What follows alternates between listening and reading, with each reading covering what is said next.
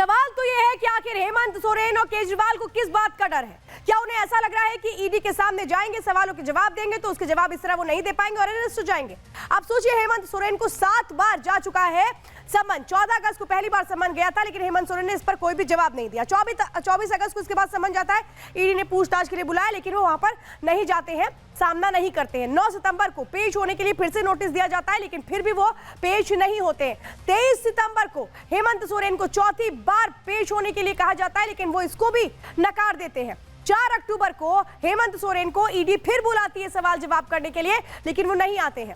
12 दिसंबर को हेमंत सोरेन ने फिर कोई जवाब नहीं दिया। ईडी ने कहा पेश होइए, लेकिन वो नहीं गए।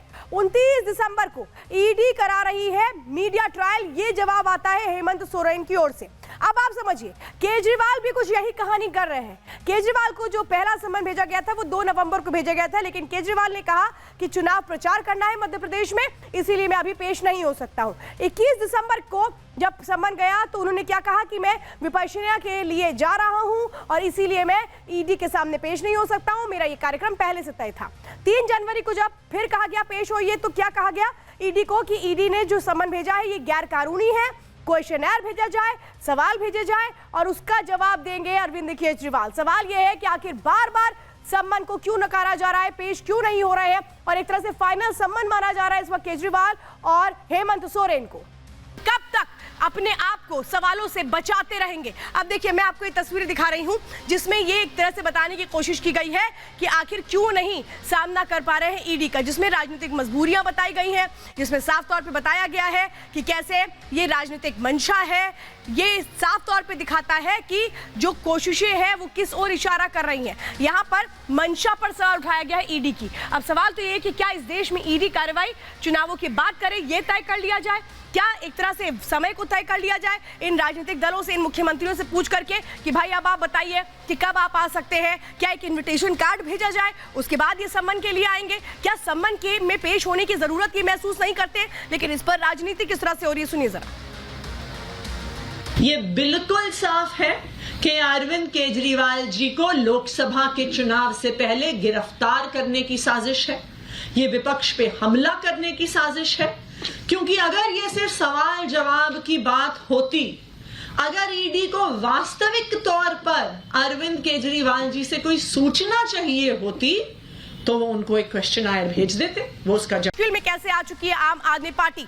आम आदमी पार्टी के लिए मुश्किलों का दौर शुरू हो सकता है, क्योंकि पहले से ही जो 2 बड़े चेहरे हैं आम आदमी पार्टी के वो जेल में हैं और अब बहुत मुश्किल है आम आदमी पार्टी के आगे, क्योंकि दोहरी मुसीबत सामने आ रही है इस वक्त आम आदमी पार्टी की। जेल में पार्टी के 2 बड़े नेता हैं। केजरीवाल को बार बार ईडी सम्मन भेज रही है, लेकिन वो किसी भी सम्मन में जा नहीं रहे हैं। कुछ महीने बाद लोकसभा चुनाव है, ये आम आदमी पार्टी को भी अच्छे से पता है। चुनावी भविष्य पर असर पड़ सकता है अगर अरविंद केजरीवाल गिरफ्तार हो जाते हैं। अगर अरविंद केजरीवाल गिरफ्तार होते हैं तो पार्टी के आगे एक समस्या होगी कि स्टार प्रचारक कौन होगा, क्योंकि अरविंद केजरीवाल ही आम आदमी पार्टी के स्टार प्रचारक रहे हैं।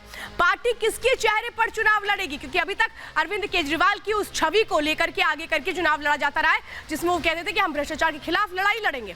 बैकफुट पर आ सकती है पार्टी अगर अरविंद केजरीवाल गिरफ्तार हो सकते हैं, तो यानी आम आदमी पार्टी के लिए कैसे मुश्किलें हो रही हैं ये आप समझिए। और इस पूरे मामले को लेकर के बीजेपी कैसे हमलावर है। गौरव भाटिया आज कुछ कह रहे थे, लेकिन आम आदमी पार्टी की ओर से सौरभ भारद्वाज जवाब भी दे रहे हैं, सुनिए जरा। कट्टर बेईमान अरविंद केजरीवाल जो कभी ये कहते थे कि भारत से भ्रष्टाचार को खत्म करना है, ये दीमक है। आज भारतीय राजनीति का वो भ्रष्टाचारी दीमक बन गए हैं। जब सारे दल और केंद्र सरकार खुद लोकसभा के चुनाव की तैयारी कर रही है, मुख्यमंत्री अरविंद केजरीवाल जी को गिरफ्तार करने की साजिश केंद्र सरकार कर रही है।